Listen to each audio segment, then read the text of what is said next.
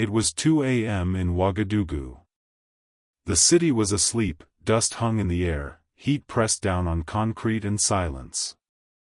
Inside the presidential palace, one man was still awake. He stood by the window, not pacing, not panicking. Just staring at a single sheet of paper. A bank statement. From the Ministry of Agriculture. It should have read 0. 3 days earlier, $5 million had already been approved. Emergency funds. Seeds. Fertilizer. Food for the northern villages before planting season. Money meant to keep people alive. But the money was gone. No seeds delivered. No fertilizer shipped. No trucks. No receipts. $5 million vanished. And in Africa, when seeds disappear, people don't miss a budget line. They miss meals. They miss harvests. They miss life. This wasn't theft. This was murder by paperwork. Then he saw the name on the authorization form, and his breath stopped. Minister Kofi Dio. Not just a colleague. A mentor. The man who once told him, "We must feed ourselves to free ourselves." They had eaten from the same bowl. Planned the future together.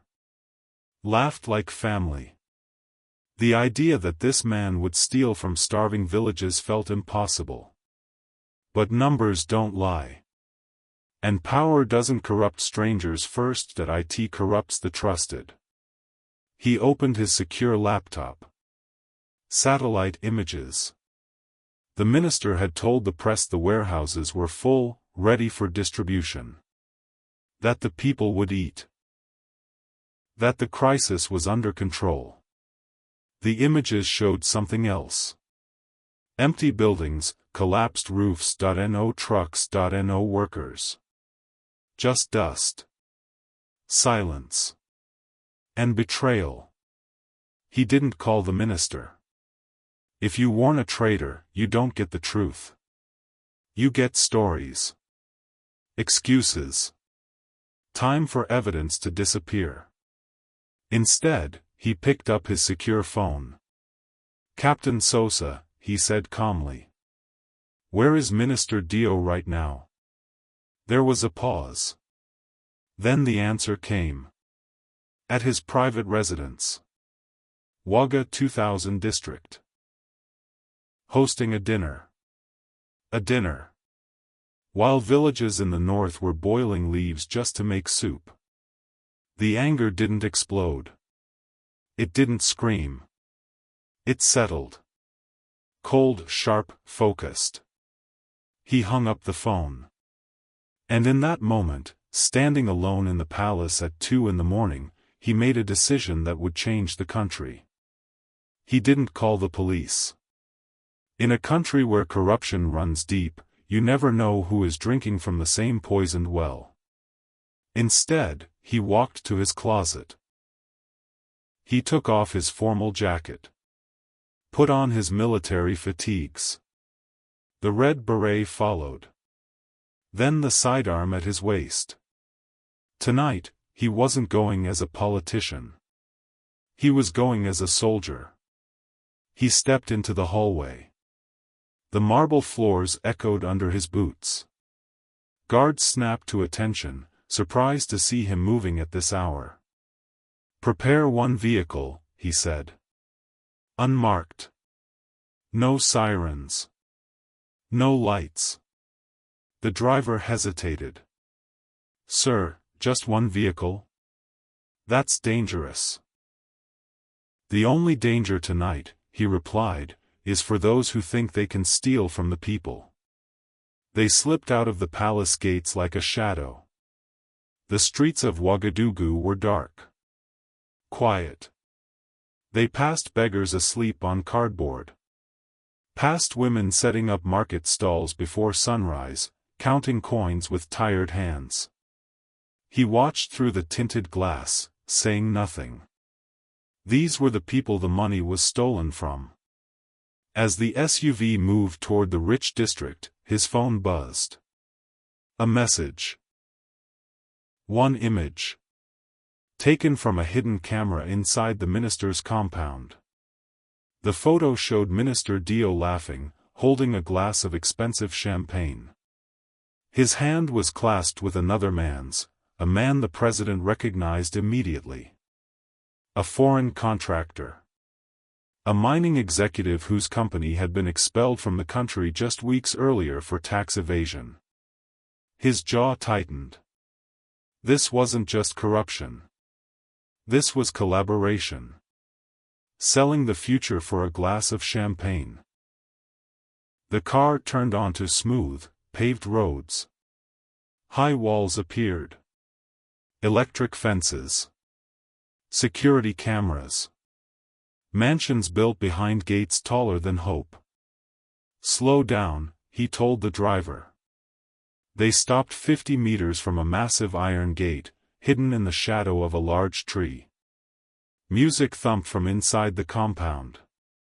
Laughter floated over the walls. "What are your orders, sir?" the driver asked quietly. He opened the door. "Wait here. If I'm not back in 20 minutes, bring the army." He stepped into the warm night air and walked toward the gate alone. As he reached for the intercom, the heavy metal doors began to open. A black van was pulling out. He didn't hesitate. He slipped through the opening before the guard noticed and disappeared inside the compound. What he saw made him freeze. This wasn't a dinner party. It was a handover. In the driveway, under golden security lights, 3 men stood around the back of the van. Minister Dio was there, no suit, no tie. Just a silk robe and a cigar, relaxed, smiling. Next to him stood the foreign contractor, tall, confident, dressed like a man who believed nothing could touch him. Between them sat an open metal briefcase. It wasn't filled with documents. It wasn't filled with contracts. It was packed tight with stacks of $100 bills. Fresh. Crisp. American cash. $2 million. That money wasn't just paper. It was water pumps for villages. Medicine for hospitals. Salaries for soldiers fighting terrorists on the border. And here it was, sitting in a driveway, being traded like nothing. "It's all there," the foreign man said smoothly. $2 million down payment. The rest comes after you sign over the mining rights to the southern sector. Minister Dio took a long puff of his cigar and laughed. A deep, comfortable laugh. "Don't worry," he said. "The president is busy chasing ghosts in the north. He trusts me. I'll have the papers signed by Monday." "He won't even read them," Dio added. "He's a soldier, not a bureaucrat. He doesn't understand business." That sentence cut deeper than the betrayal. He had seen enough. He stepped out of the shadows. His boots crunched loudly on the gravel. "Is that the price of our country, Kofi?" The night froze. The cigar fell from Dio's fingers. The champagne glass slipped and shattered on the pavement. He turned around, eyes wide, face drained of color. Mr. President," he stammered. "What are you doing here?" "This is just a donation." "A donation?" came the reply, calm and cold. "At 2 in the morning? In cash? Since when do donations come in briefcases?" He kept walking forward, hand resting on his pistol. "Not drawn. Not yet. Since when do we sell mining rights in driveways?" The foreign contractor stepped forward, irritation replacing surprise. "This is a private meeting," he said sharply. "You are trespassing."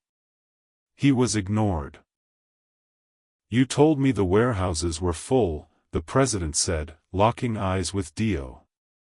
You told me the people would eat. I defended you. I vouched for you. Dio tried to smile, but his lip trembled. You're tired. You're stressed. This isn't what it looks like. The money is for security. I was protecting you. Stop lying, came the answer, loud enough to echo off the walls.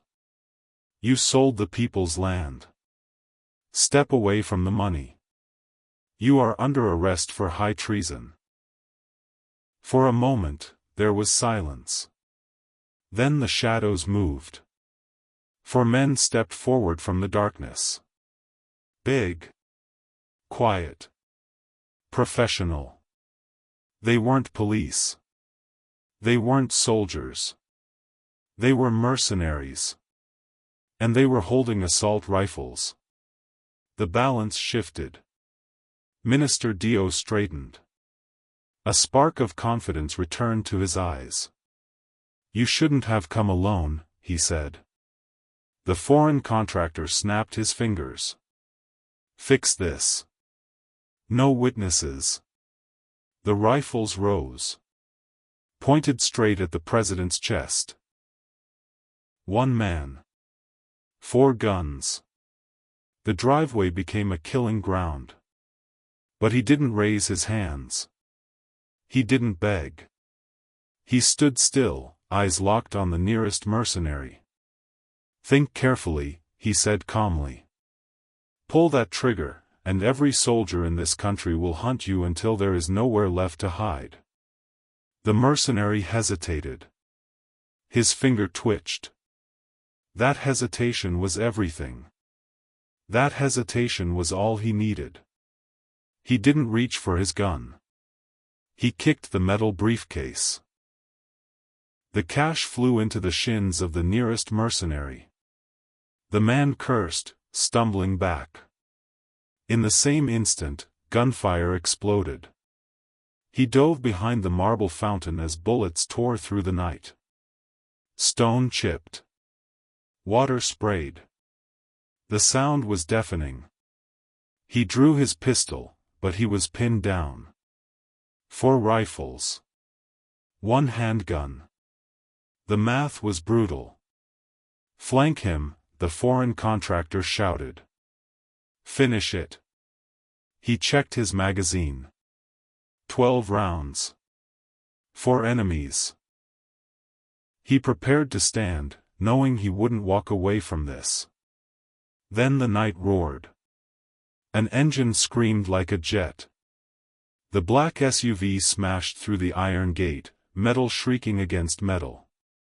Gravel sprayed as the vehicle skidded sideways, slamming itself between the gunman and the fountain.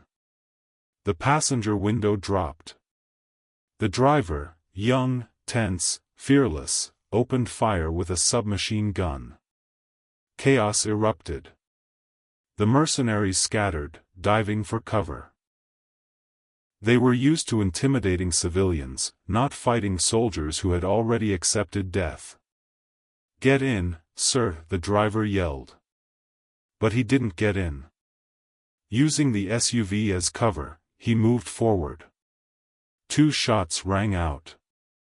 1 mercenary dropped his rifle, clutching his shoulder.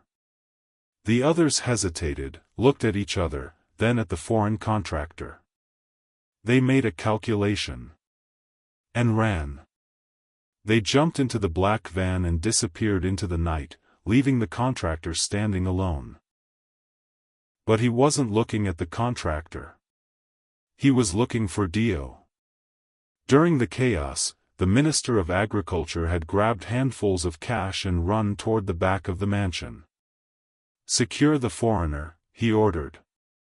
Dio is mine. He sprinted around the house. Fatigue vanished. Stress evaporated. This was instinct now. He cornered Dio near the swimming pool. The minister was shaking, fumbling with the keypad on the garden gate, silk robe soaked with sweat. He clutched the money to his chest like a lifeline. "Stay back!" Dio screamed. "You don't understand. These people will kill us all." He stopped 10 feet away and holstered his gun. He didn't need it. "The only person killing this country," he said, "is you. I did it for us." Dio sobbed. "The economy is collapsing. We needed allies. Capital. I had to get my hands dirty so you could stay clean." "You weren't fixing the country," came the reply. "You were buying a villa in France." Dio froze. The lie died in his throat. The money slipped from his hands and scattered across the pool deck. Bills floated into the water, worthless.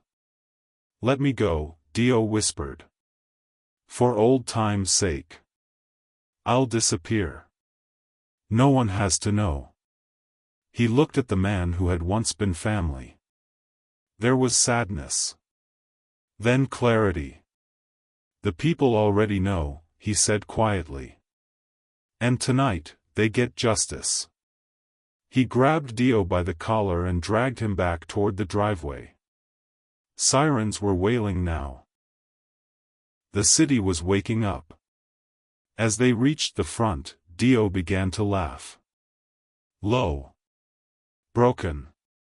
"You think you won?" he wheezed. "You think stopping me stops them? I'm just the middleman." He stopped. "Check his pocket," Dio said, blood on his lip. "You didn't arrest a contractor. You arrested someone untouchable." He turned to the foreigner, now cuffed on the ground. He reached into the man's jacket and pulled out a diplomatic passport. Blue cover. Gold seal. His stomach dropped. The name inside wasn't just a businessman. It was an intelligence officer. A man who officially did not exist. Arresting him wasn't a police action. It was an international incident. The foreigner stood up slowly, brushing dust from his suit. He smiled, not warm, not nervous. Cold. "You see now," he said. "I have diplomatic immunity. Touch me, and by morning your aid is frozen, your currency collapses, and your people starve." He held out his hand. "Give me my passport." He looked at the document. Then at Dio on his knees. Then at the young soldier holding a gun with shaking hands.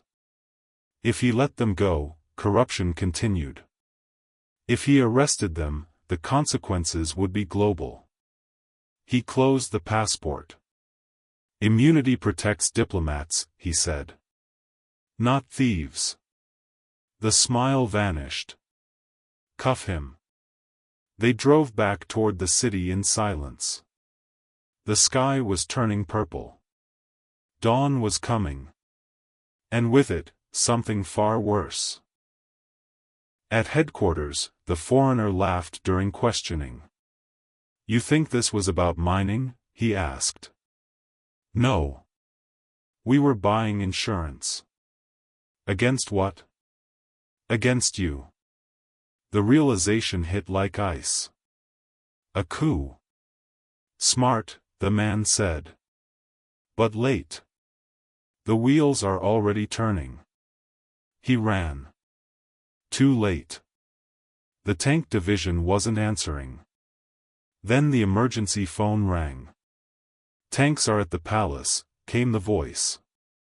"Turrets facing the gates." Then the lights went out. Sirens screamed. Security monitors flickered on. Trucks surrounded the building. 300 soldiers. Tank division patches. They didn't go to the palace to kill him. They came here. The building shook as a shell hit the outer wall. Dust filled the air. He checked his pistol. 7 bullets left. Outside, 300 rifles. The math was impossible. The foreigner smiled in the red emergency light. My extraction team is here, he said. You're already dead. He holstered his gun. Open the doors, he ordered. The guards stared. If we hide, we die, he said calmly. If we go out, we remind them who we are. He dragged Dio to his feet. You wanted to sell the country, he said. Let's meet the buyers. The doors opened.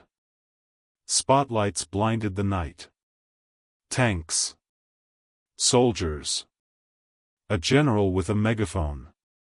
Release the minister, the general shouted. You are relieved of command. He kept walking. Dragged Dio forward. Look at him, he roared. While you slept in the dirt, he drank champagne with spies. The rifles lowered.